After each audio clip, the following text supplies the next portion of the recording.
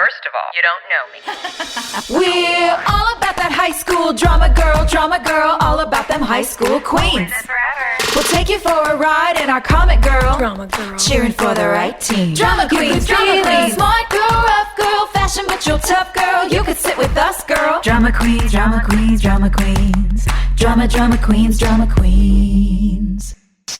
You guys, it's November. It's that weird month in between the chaos of Thanksgiving or the chaos of Halloween and then like the chaos of Christmas. I don't acknowledge Thanksgiving, you guys. I don't do it. I'm like, this is my break. I feel that way too. It's just too many things. I love fall and I love turkey, but I am conflicted. Give me that tryptophan. Yeah, like I want to have some potatoes and take a nap. But Thanksgiving is one of those things that, like, as you get older and you learn what real history is, you go, Oh, I'm so into the food and I don't love the legacy.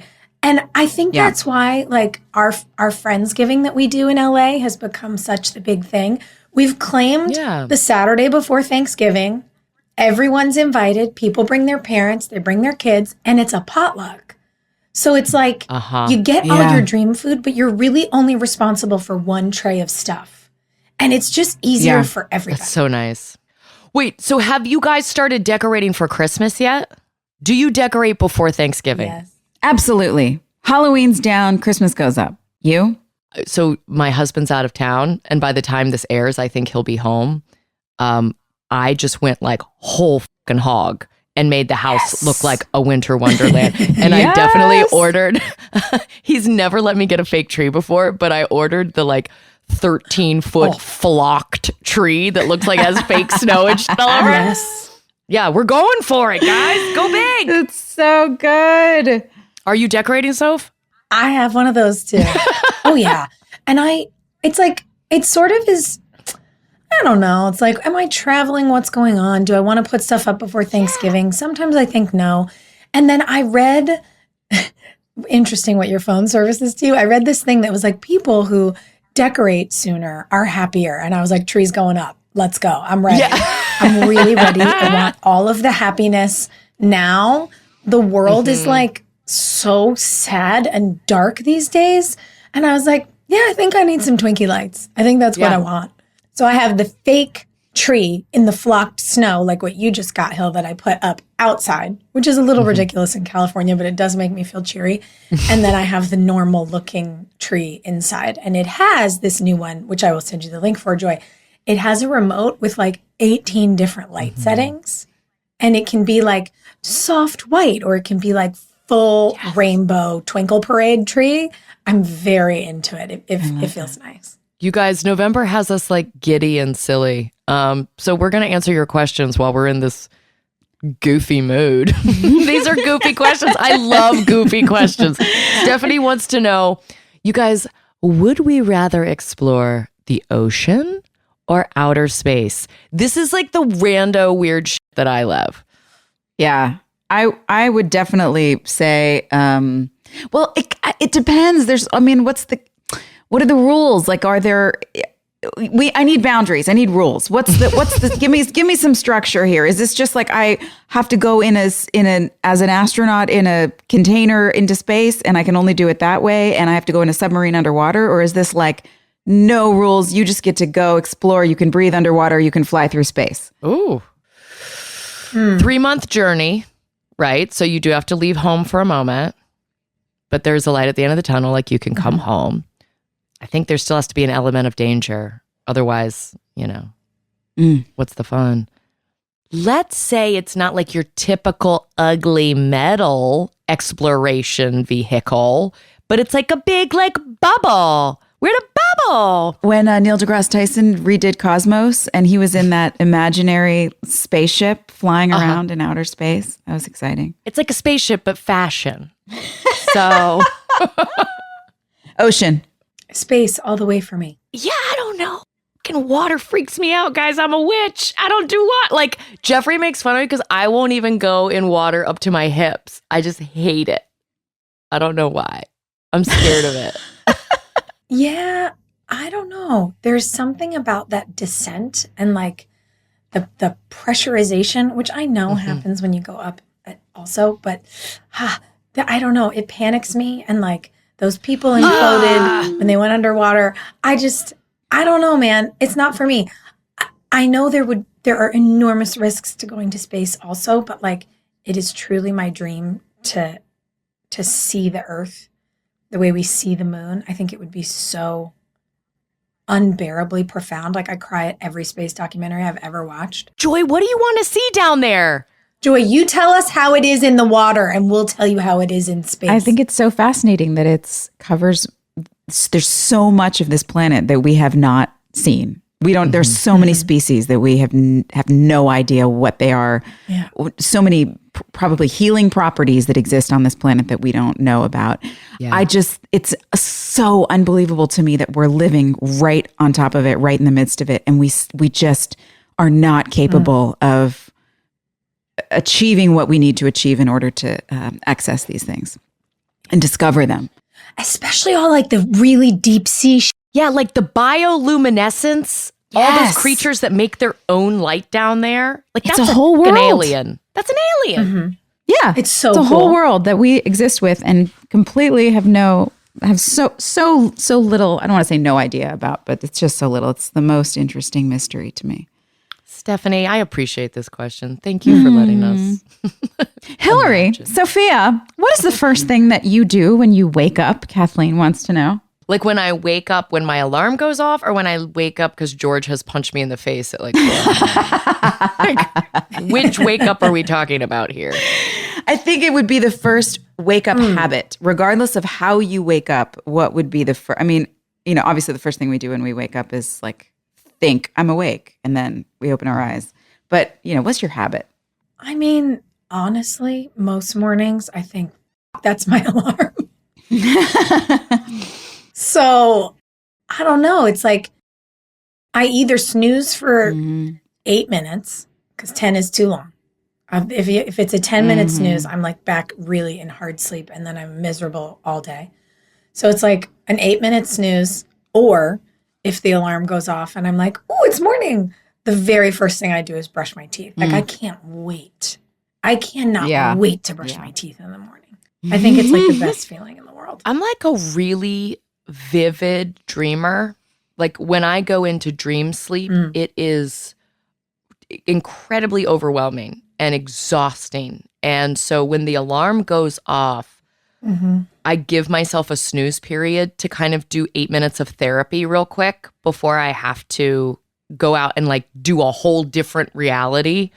That's so interesting. Yeah, it's like I have to just take a moment that's not deep REM sleep and just remind myself that it's not real, because otherwise I would be a nightmare. Joy, what do you do? Open up the curtains, pee, brush my teeth, try and find some cozy clothes, and I put cold water on my face. It's Really? the first, and I don't dry it off. I just pat it in there and let it air dry. It just wakes up my skin. Yeah. Lauren Hutton does that. Really? I did The View when I was 19 years old, maybe 20. And Lauren Hutton was the other guest. And she brought out a bucket of ice water and these sponges and was showing everyone her skincare routine. She's like, you have to smash the cold water into your face. And this is how you stay young forever. You've unlocked it. I mean, she knows what she's doing. I mean, also a cold water sponge is an interesting idea because I've tried to do that diver's reflex thing, like the bowl of ice water. Like a makeup artist was like, this is so good for your skin. This is how you should start your morning. And ever since I had to drown on our show, I cannot do it. Like I cannot dunk my face underwater. It ruined me forever in that capacity. And I know, like mentally, I'm like, it's just a bowl. I put the water in the bowl. I am safe here. And I just cannot do it. So I wonder if cold water sponges would be my next best thing. Just spoons in the freezer too, or ice cubes. I love an ice cube on my face in the morning, especially on a summer morning. That feels like one of those gadgets, though, that I would buy and be like, this will change my life, and then never use. Yeah. Right. Like most things in my bathroom. I'm like, I bought that red light mask. I've used it 3 times.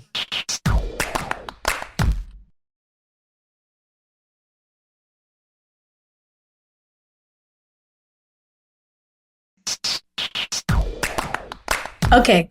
Kira wants to know, these are good questions, you guys. If you knew it was your last day on earth, what would you make sure to do?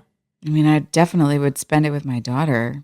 I don't know what else I would care about doing. I love making out. Like, I would make out with Jeff. I would just be like, just shut up. Just make out right now. Because also, like, to that point, like, my kids think that's so funny. When Jeffrey and I are kissing, my kids just like laugh and really try to invade our space and ruin it. And so that dynamic of just like giggles, but also sucking face with my husband, like that's the family dynamic. I would want to Happy soak place. that up. Yeah, those little punk asses just trying to ruin my moment. I love it. Little space invaders. Yeah, they think they are hilarious. Fine. I mean, I have thoughts on how I'd spend my last day, but at this stage, I don't think I'm telling anybody. Keep it to yourself. All I'm going to promise is that I'm going to be off the internet. There you go. Bye-bye. Yeah. No check-ins. Goodbye. Okay, Rhett, thank you so much. Okay. Okay, so Christina wants to know, what is your favorite holiday tradition, favorite holiday movie? When she says holiday, are we assuming she means winter holidays? Or can it be like anything, like Midsummer? Yeah, or hey. pagan shit. Like If St. you've got a favorite St. Patrick's Day bit movie, I'd love to hear it. Leprechaun or Leprechaun 2? Which one was Jennifer Aniston in? Yeah, that's it. Leprechaun, right? Can I tell you, the day of September 11th, we were trapped in our dorm with like all these other people from my work that came to stay with us. And the only VHS tape we had in the entire dorm was Leprechaun.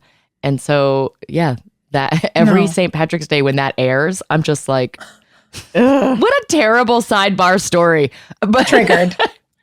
I can't think about Leprechaun without thinking about September 11th.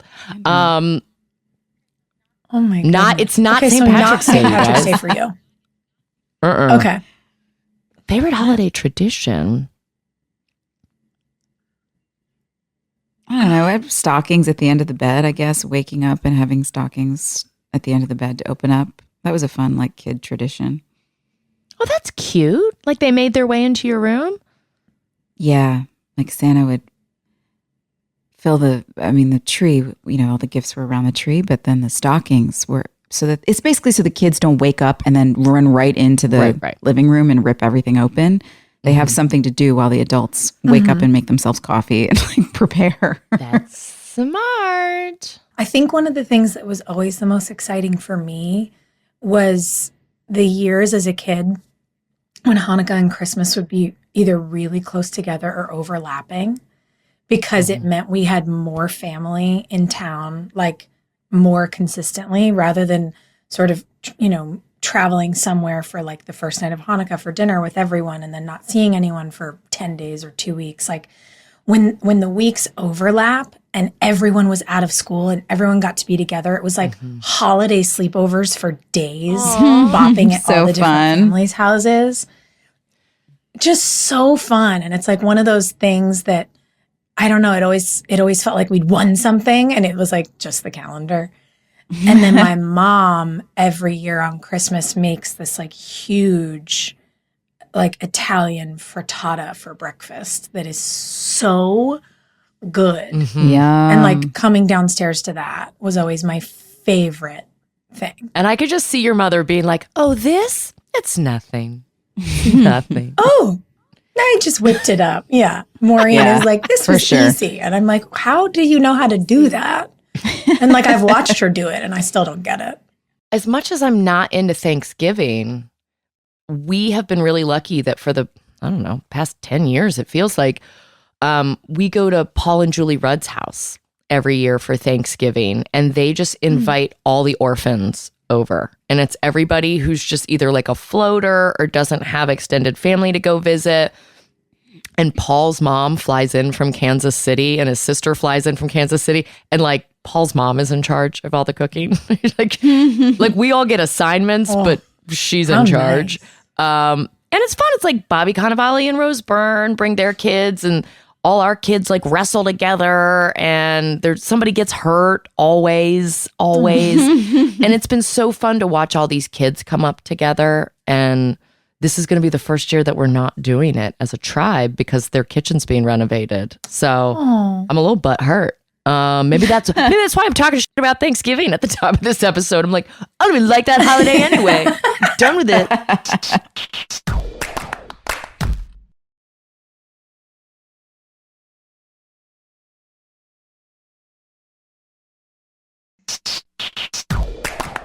What holiday movies do you guys watch? I love Christmas movies. I watch all of them. We always watch Last Holiday, the Queen Latifah one. I love the other one, The Holiday with Kate Winslet. Kate Winslet and Cameron Diaz. Joy, I was just going to say it. I'm like, Last Holiday and The Holiday, two classics. Yes. Two of my faves. I love all the classics. It's a Wonderful Life. Yeah. You got all the Christmas in Connecticut. Oh my gosh. Well, I love Fred Claus, which Jeff is in. Every Chevy Chase movie ever. Oh my God. By the way, sidebar, I saw Rachel Weisz in Soho the other day, and I was like, I don't get starstruck. She's pretty. Love her. She's my favorite actress. Like, I love her so much. She's incredible. And it freaked me out. Yeah. Anyway, so we watch Fred Claus all the time. And any of them, all of them, I love Christmas movies. What about you? I just made Gus watch the new Greta Gerwig Little Women, which I consider to be a Christmas movie. Yeah. I watched the 90s version, the Winona Ryder Little Women, when I was in labor with him. Like, I woke up at 5 a.m, didn't want to wake Jeff up, and just sat in an office in our house in LA and rocked back and forth and watched Little Women. And so I have a very strong bond to that movie, but I hadn't watched the new one. And so Gus and I watched it together and we just cried. And now he wants to be Timothée Chalamet when he grows up. Of course. Like, perfect. That to me is a perfect Christmas movie because it's not like beat you over the head Christmas. Like there is a lot of Christmas in it.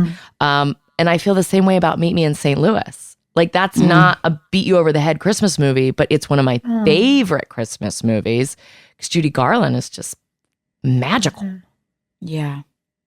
Last year, I actually decided to go through for like, I don't know, maybe it was eight or 9 straight days. And I was like, Netflix has made a lot of Christmas movies, y'all, let's go. And like every night I just picked a new one because, we've seen the classics so many times. And I was like, I kind of want to see what the new Christmas vibes are out there. Yeah. The Holiday one that Emma, what's-her-face did, Roberts. Yes. That's great. The Holiday was very funny. Love Hard was very funny. I was like, okay, I'm in. I'm into like the new holiday rom-com. Well, that's the only time we're allowed to do rom-coms now. Like that industry died except for holiday films. And so hopefully there'll be a resurgence. Meg Ryan's ready to come back, so let's give her a shot her movie looks so good. It does. We can talk I'm so about excited. movies again, you guys. I know, you guys. It's so weird. Yeah, I'm excited about Meg Ryan being back in the rom-com game. And she directed this one. Mm-hmm. This is also kind of funny. It's like a perfect segue because we were all just together, but the strike wasn't over, so we couldn't talk about the show. But now it's over and we can. So I feel like Mandel's question, he wants to know, what was the best part of your recent weekend in Wilmington? I have an answer for this. This is my go. Okay. We finished our day of work and I was flying out that night to get home to my children. So it was the longest day on the planet. And we were like, we have to kill like a couple hours before we fly out. Let's go to dinner. And our group went to our old stomping grounds of Circa, right? And we're all like drinking together. We get the first round of drinks delivered to the table. And I had ordered the iciest drink on the planet. And our sweet, sweet, sweet waitress toppled her little serving platter, and the entire icy drink went down the back of Sophia's leather pants. No! And watching Sophia sit in a puddle of ice tequila. Slushy. Well, what I learned, we were sobbing, laughing, and this poor woman, Joy, was like, I'm so sorry. I'm so sorry. Oh my God, I'm so sorry. And we were like, listen, we are a table full of actors. If there's any group you want to make a mistake with as a server, it's us. We've all been there. It's okay, baby. She like runs to get napkins. And when she runs to go get napkins, I was like, you guys, my pants are leather. The liquid has nowhere to go. Like it couldn't get out. So I was just it was like I'd been sat in a shower bath of cold water, and I had to shove napkins down the front and back of my pants and then like waddle to the bathroom, take my pants off, turn them inside out to like wipe them out and try to dry them. And I'm in the bathroom pantsless. And there's like this girl in there that's like, are you okay? And I was like, I'm so sorry. And then she was like, are you? And I was like, it's not, I really apologize. It's not the time. I can't talk about it. And she was like, okay, yeah, okay. I'm like, I can't talk to you about the show right now. I literally have no pants on. I'm barefoot in a bathroom. Can I have a photo? I videoed the whole thing, FYI. Like, I was the unsympathetic friend that had my fucking phone in her face, just like, how are you doing, babe? Oh, I loved it. I'm glad we have it. Joy, because you were there days before us. How was your event? Yeah, it was great. It was a really nice group of us in the green room. Just felt like, there's always different combinations of people every time we go. And this one felt like such a winning combo. We all just had lovely conversations, and, to sit down and talk with Moira and Rob and Lindsay and Michaela and Chad and James and Steven. There were so many more, but that was really nice. And I think it was a smaller group, so it was so mellow that it didn't feel as frenetic. I loved that. But my favorite moment, it was at the end after we were all done. Michaela and Chantel and I went out and had a drink and an appetizer, and we just had a great, like, heart-to-heart, meaningful conversation. And I love those. I cherish those so much. Yeah, it's just if the whole thing was even just for that, just to be able to like get us all in the same place to, obviously it was for so much more than that, and I really enjoy those. But yeah, it was great. It was great to talk with them. Yeah, it is really nice. Like, I had that moment where I was like, oh, we're not all going to be together, because we're used to like doing a whole weekend together. And then it was really interesting, wasn't it? Like, aside from our drink moment, like we got to huddle up with Bevan and Daniil and like really catch up. And Truco was with us, and Kevin Kilner, who played Hilarie's dad. And like, I saw that. Oh, it's so great. I feel we all got to spend time with people that we normally don't get to see. Like, I love that Michaela was at yours. Yes. Yeah. Yeah, it was really nice. It was so nice.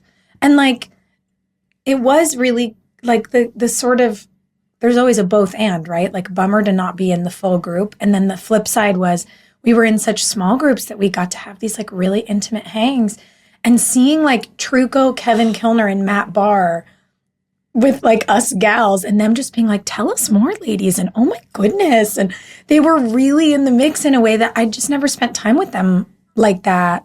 The last time we saw Matt, we were, on stage at our tour with like thousands of people.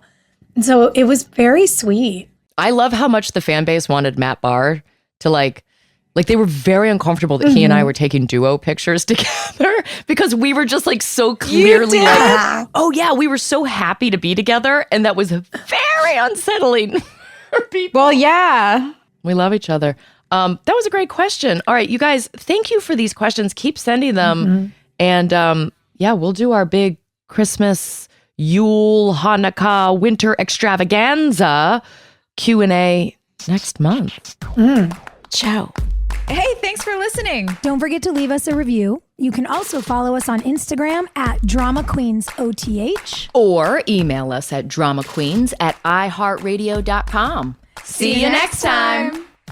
We're all about that high school drama girl, all about them high school queens. We'll take you for a ride in our comic girl, cheering for the right team. Drama